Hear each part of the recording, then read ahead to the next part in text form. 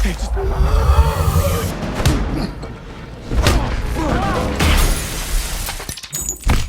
Okay, oh my God!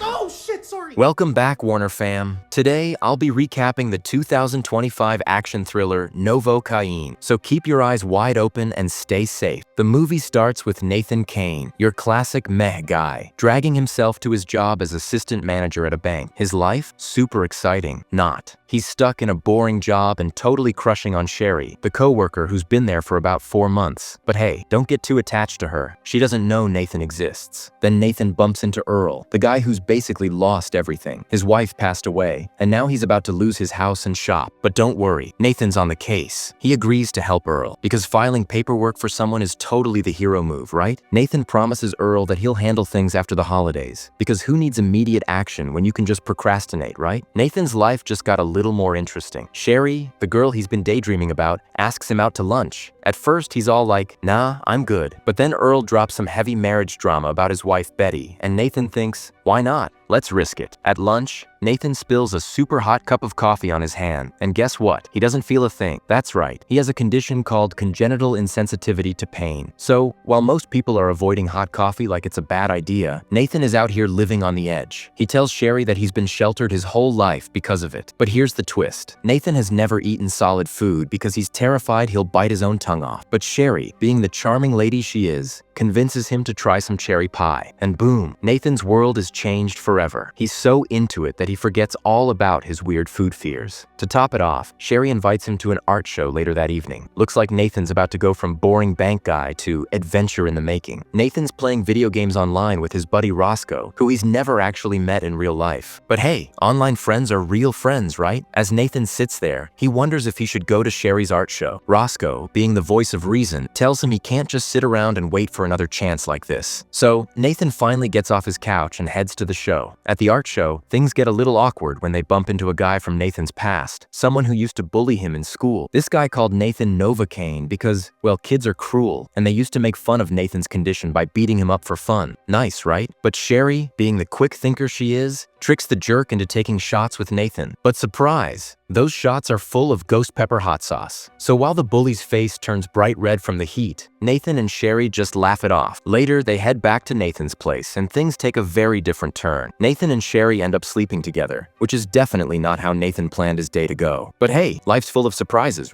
It's Christmas Eve, and Nathan wakes up feeling like a new man. He's ready to tell Sherry everything, all full of optimism. But then, of course, a bunch of robbers dressed as Santa Claus burst in and ruin the mood. Yeah, you heard that right. Simon, Andre, and Ben, dressed in full Santa gear, kick down the door and start shooting their guns into the ceiling. Nothing says holiday cheer like a gunfight, right? Simon demands the vault code from the manager, Nigel, who has zero interest in handing it over. So, Simon does what any reasonable Santa would do. He shoots Nigel in the head. Merry Christmas. After that, Simon turns his attention to Nathan, even slapping Sherry to show he means business. Nathan, of course, cracks and gives up the vault code. The robbers, not satisfied with just the money, decide to take Sherry as a hostage. Then they force the cops to drop their weapons and open fire on everyone. Yeah, real holiday spirit. In the middle of all this chaos, Nathan gets desperate. He uses his belt to make a tourniquet for an injured cop, because sure, why not help someone while your life is falling apart? And then steals the cop's gun and car. Talk about a Christmas miracle gone wrong. Nathan chases after the robbers, but surprise, he crashes his car in an alley, because apparently driving like a maniac is the way to go when you're in a life or death situation. So he bolts out of the car and chases Ben into a kitchen. What follows is a classic kitchen brawl. The gun gets knocked into a pot of hot oil, and guess what? Nathan, being the genius he is, sticks his hand in to grab it. Hot oil. Ouch. But he's too far in to back out now. The two struggle like they're in a bad action movie until, bam, Nathan shoots Ben straight through the head. Yeah, that's definitely not a moment for a victory dance. Nathan's horrified by what just happened, so much so that he throws up. Nice. But because Nathan's brain works in mysterious ways, he quickly snaps a pic of Ben's tattoo and sends it to Roscoe. He's like, hey, maybe the tattoo artist can help me track these guys down. Next, Nathan tries to find out where Ben worked, thinking maybe Simon and Andre are somewhere nearby. Talk about going from bank clerk to detective. Just another day in Nathan's new, exciting life. Detectives Mincy and Coltrane show up at the bank to investigate and quickly learn that Nathan is now a suspect. Because of course, it's totally normal to steal a cop's car and shoot a guy in the head when you're just trying to help. Mincy manages to get Nathan on the phone and tells him that the cops think he's part of the whole robbery plot. Nathan, obviously freaking out, insists that he's just trying to save Sherry because the police are apparently too slow to do anything. Mincy, who's been around long enough to understand a messy situation, actually seems to get Nathan's point. She's not ready to give him a medal, but there's a hint of sympathy in her voice. Guess it's a start, but now Nathan's not just running from the bad guys, he's got the cops breathing down his neck too. What a great holiday season he's having. Nathan heads to Earl's shop, hoping the old guy can help him get the bullet out of his arm, because who wouldn't go to someone's shop for emergency surgery, right? Earl's totally shocked when he realizes Nathan can't feel any pain, which, let's be honest, sounds like the worst superpower ever. But Nathan's not in the mood to discuss it. He's just hoping Earl will fix him up. After Earl does his thing, Nathan hands over a fat stack of the stolen cash to help Earl pay off his house. Talk about a weird way to say thank you. Earl, still kind of stunned, tells Nathan that Betty, his late wife, always spoke highly of him. Guess Nathan's one of the few good things Betty remembered before things went south. Simon and Andre are laying low at an auto shop, trying to keep things chill, but Andre's starting to freak out because his brother Ben hasn't come back yet. Guess Ben wasn't such a fan of getting shot in the head. Meanwhile, we find out a pretty huge twist. Sherry, Nathan's love interest, is actually Simon's sister. Surprise! She's been in on the whole robbery plan from the start, right from when she started working at the bank. But here's the kicker. Sherry's totally disgusted by Simon's murder of Nigel. She might have been cool with the robbery, but murder? That's where she draws the line. So now, Sherry's caught between family loyalty and realizing just how messed up her brother really is. Looks like Nathan's not the only one facing a moral dilemma. Nathan ends up at a tattoo shop, hoping to get some answers. The tattoo artist Zeno recognizes Ben and knows he's been in before, but as soon as Nathan starts asking questions, Zeno gets a little suspicious. And by suspicious, I mean he gets ready to fight for his life. Nathan pulls out a gun, but Zeno's assistant jumps in and disarms him. In the chaos, the assistant accidentally gets knocked out by Zeno. Now things get really messy. Nathan gets slammed into a mirror, and, of course, he's not just going to take it. He starts pounding his fists into the broken glass, trying to get those sharp shards to stick out like some kind of twisted weapon. He goes full-on savage and slashes Zeno across the face twice, taking out his eyes. Yeah, that escalated quickly. When Zeno refuses to tell him where Ben worked, Nathan decides to take things even further. He grabs Zeno's tattoo pen and starts blacking out the swastika tattoo on his skin. Talk about a statement. Finally, Nathan gets Ben's home address from Roscoe, and in a weird move, he tattoos it on his own hand. Because why not? This is Nathan's world now, and we're just living in it. Andre hears from Simon that Ben is confirmed dead after catching it on the police scanners. The cops say it was done by a skinny guy in a suit. Sherry puts 2 and 2 together and realizes it's Nathan who took Ben out. Now Andre's furious and decides it's time to go after Nathan to avenge his brother. Guess he's not too happy about the whole being part of the family crime gang thing anymore. Nathan makes his way to Ben's house, but it's like walking into a nightmare. The place is full of booby traps, because of course it is. First, an arrow gets shot into Nathan's leg. He tries to pull it out, but before he can, he gets caught in a snare trap and ends up hanging upside down by his foot. Great start, right? He calls Roscoe for help, but Roscoe's not too eager to jump in, knowing Nathan's tangled up in a robbery and murder. Nathan pleads with him, saying how much it means to him that Roscoe helps, especially to rescue Sherry, and how Roscoe is literally his only friend. Roscoe agrees to show up in 10 minutes, but guess who shows up first? Yep, it's Andre, ready to take his revenge on Nathan for Ben's death. He tries to torture Nathan, but Nathan's like, nope, not gonna work. He pretends to feel pain like it's no big deal. Andre nearly takes out Nathan's eye, but just as things are about to get worse, Roscoe steps in and knocks Andre out with a solid hit to the head. The three of them start struggling, and in the chaos, Nathan ends up getting a knife through his hand when Roscoe throws it to him, but Nathan, being Nathan, jams the knife into Andre's foot instead. The struggle goes on until Nathan gets a wild idea. He puts Andre's head between his legs, pushes the arrow in his own leg further, and bam, it goes straight through Andre's skull. If you think that's crazy, just wait until Roscoe creates a distraction to help Nathan escape when the cops show up. Roscoe gets arrested, but he manages to tell Mincy and Coltrane where Nathan's headed next. Looks like Nathan's not off the hook just yet. Nathan tracks down the auto body shop and corners Simon at gunpoint, but Simon flips the script on Nathan by revealing that he's Sherry's brother and that Sherry was in on the whole robbery from the start. Talk about a family reunion. Simon's ready to finish Nathan off, but before he can, the detectives show up and shoot Simon in the side. Nathan's injured and gets hauled off in an ambulance, looking like he's done for. for. Just when things seem hopeless, Nathan pulls off one last stunt. He shoots Coltrane through the neck and Mincy in the side. As if that wasn't enough drama, Simon grabs the cash and kills a few paramedics before escaping in the ambulance Nathan's stuck in. Sherry, still reeling from all the chaos, helps Mincy up and teams up with her and Roscoe to chase down Simon. She knows exactly where he's headed, toward a boat to make his getaway with the stolen money. Looks like the chase is on. Nathan slowly wakes up, feeling the pain of his injuries. He dislocates his thumb to escape the cuffs, because apparently he's not done yet. In a crazy move, he grabs the defibrillator and shocks Simon right in the head, sending the ambulance into a crash. When Sherry catches up, Simon's not done with Nathan yet. He beats him up so badly that he fractures Nathan's arm, leaving the bone sticking out. It's all kinds of messed up. Simon's about to finish off Sherry, but Nathan, determined to keep fighting, injects himself with adrenaline. With the bone sticking out of his arm, Nathan uses it to impale Simon through the head from under his jaw. Talk about a brutal way to end things. Simon's dead, but Nathan passes out just as the medics show up to help. Nathan wakes up in the hospital weeks later, still groggy from a medically induced coma. And who's right there by his side? Roscoe, of course. Mincy walks in and drops the bomb. Nathan's been charged with enough crimes to put him behind bars for a long time. But plot twist, because he saved her life and,